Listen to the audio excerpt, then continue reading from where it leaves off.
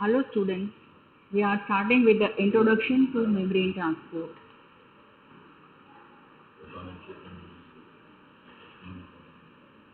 Here we can see the picture of cytoplasmic membrane. Cytoplasmic membrane is considered as a cell envelope which is found in gram-negative bacteria, and it is called an outer membrane. The outer membrane is considered as cell wall and an inner membrane is considered as cytoplasmic membrane. In between cell wall and cytoplasmic membrane, there is another space that is called periplasmic space. This space is found in between two membranes, that is inner membrane and outer membrane.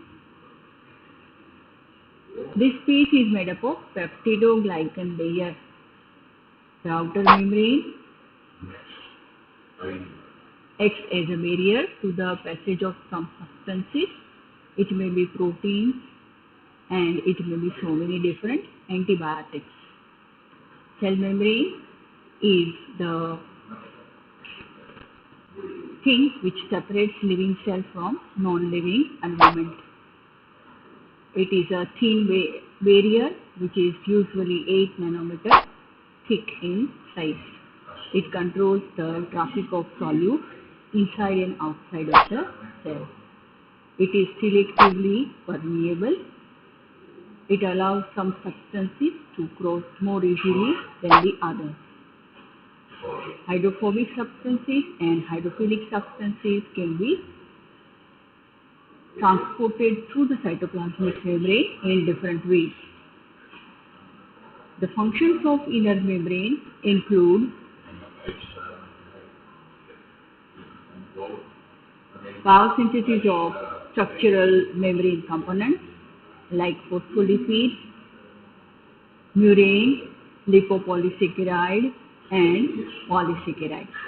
It also involved in attachment of DNA. Cytoplasmic membrane also controls chemotaxis and electron transport chain as well as oxidative phosphorylation. It is the main port for the transport of nutrients and ions. The cell envelope of gram-positive bacteria is made up of peptidoglycan wall. Underlying which is the cytoplasmic membrane. The major features of cytoplasmic membrane is very nicely explained by the proposal of fluid mosaic model by Singer and Nicholson. In case of cytoplasmic membrane, the components are phospholipids, proteins, and some other macromolecules and conjugate compounds. This is the structure of phospholipid, one single unit of phospholipid in which we can see the head and two tails. The head is made up of phosphate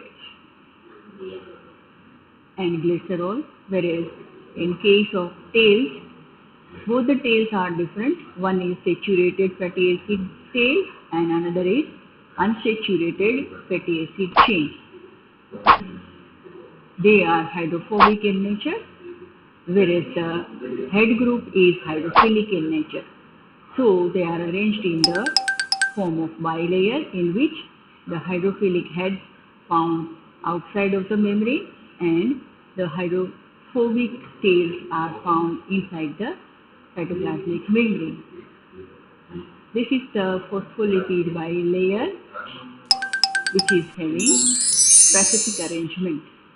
Polar heads are found outside, which are hydrophilic in nature on both the sides of the cytoplasmic membrane, and in the middle portion of the cytoplasmic membrane there is non-polar hydrophobic tails and its layer. Now, there was one proposal in 1972 which was very successful in explaining the cytoplasmic membrane structure. The essential feature of fluid mosaic model is that biological membranes are considered to be quasi-fluid structures in which the lipids and integral proteins are arranged in mosaic manner. The fluid mosaic model of Singer and Nicholson was given in 1972, and it is now widely accepted as best explaining the properties of the cell membrane. This model assumes that there is a continuous bilayer of phospholipid molecules in which the embedded globular proteins are found. The proteins have been compared to icebergs floating in a sea of the phospholipid bilayer. Thus, biological membranes are considered to be quasi-fluid structures and in which lipids and integral proteins are arranged in mosaic manner. There were proposals of cytoplasmic membrane model by some other people also, and they were Daniel and Dawson. But because they have proposed a sandwich model, they could not nicely explain the function of cytoplasmic membrane. The fluidity of cytoplasmic membrane and flexibility of cytoplasmic membrane can very nicely explained by fluid mosaic model. Here we can see the cytoplasm, extracellular fluid, phospholipid molecule, cholesterol molecule, transmembrane proteins which are embedded inside the membrane, peripheral proteins which are found parallel to the membrane, glycoproteins are there and glycolipids are also attached. The fluidity of cytoplasmic membrane is the result of hydrophobic interaction of phospholipid bilayer.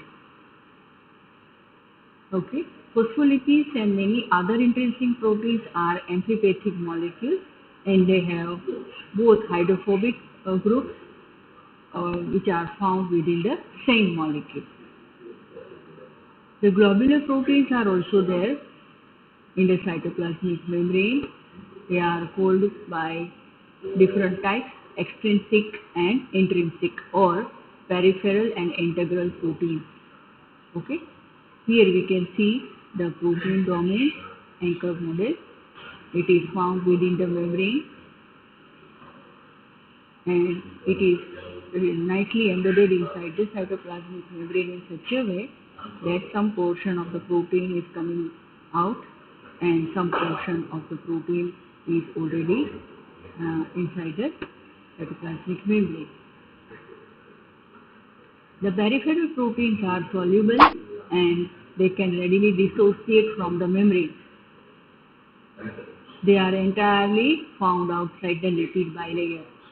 The integral proteins are relatively insoluble and it dissociates with too much of the difficulty.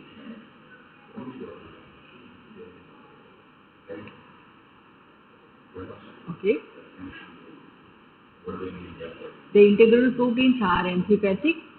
Their hydrophilic polar heads coming out from the surface of the membrane, while their nonpolar regions are embedded in the interior of the membrane. The integral proteins are able to carry out lateral diffusion in the lipid bilayer.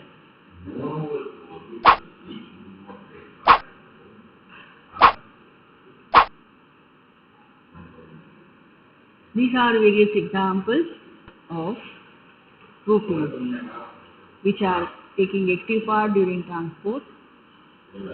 Their arrangement is different, their structures are also completely different. In the first protein found on the left side, made up of different subunits, we can see a porine monomer, beta pleated sheet. Okay, and this is found in bacterial cells, whereas the right side figure tells us about some other subunits of some other protein, that is retinal chromophore and non-polar alpha helices in the cell membrane, which is found in specific type of bacteria. The first protein is found as water channel in bacteria, and the second one is found in the form of proton pump channel in photosynthetic bacteria. They carry out conformational change. Their shape will be changed while they are transporting the solid molecules. These are various examples of membrane proteins and their function. We can see their function with different ways and styles. All the proteins are transporter proteins. They are having different mechanism for the transport of different solutes and ions. Very first protein is transporter protein, which is transporting different solute molecules. Second is involved with the enzyme activity. Third one is considered as cell surface receptor, that is called receptor protein. The fourth one is cell surface identity marker, which is having some part of carbohydrate also. Then fifth one is for cell adhesion. Cell will adhere to another cell with the help of this particular protein, and then attachment to the cytoskeleton. So that will also be very important when bacteria are pathogenic or bacteria want to attach to certain surfaces of the host body. Now, while summing up this introduction to membrane transport, we can say that cytoplasmic membrane is flexible and semi-permeable. It allows the transport of certain molecules and it does not allow transport of certain molecules. Whereas in case of membrane transport through cytoplasmic membrane, there are mainly two types of transport. According to Pallad 1956, we have two different types of membrane transport, permeative and bulk transport.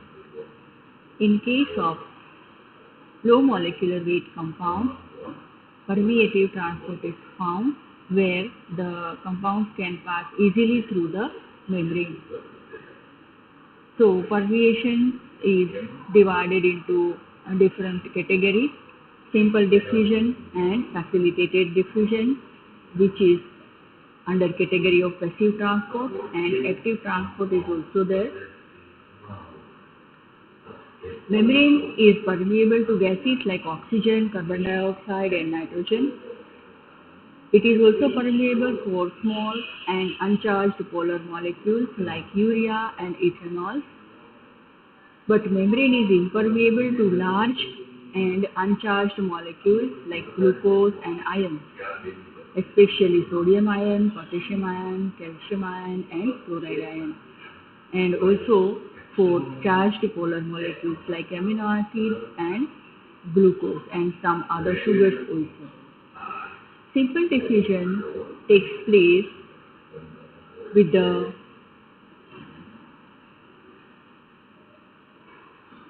concentration gradient of the solid. That along the concentration gradient, simple diffusion will take place, so it does not require any type of energy or protein. Whereas in case of passive diffusion, it is also along the concentration gradient, but because it is stereospecific, it requires the carrier molecules or carrier protein. Whereas in case of active transport, it is across the concentration gradient and it requires energy as well as it requires carrier protein. So many different types of transport are included in active transport, like group translocation of sugars, membrane bound transport and binding protein transport. The proposal of fluid mosaic model has very nicely explained about the nature of cytoplasmic membrane, which is flexible. It is having some fluidity and it is also having some specific rigidity. So all the components, all the characteristics of cytoplasmic membrane can be very nicely explained by fluid mosaic model. Then in case of cytoplasmic membrane, there are the different components like proteins, lipids and carbohydrates. Their location is different and their behavior pattern is also different, and because of their function and structure, so many different molecules will be allowed to be transported in and out of the cytoplasmic membrane, and the cell can work very efficiently even in the environment having um, different type of solutes and different type of molecules. The type of transport are simple diffusion, passive diffusion, facilitated diffusion, and active transport. So today we have learnt about cytoplasmic membrane and introduction to membrane transport. Thank you very much.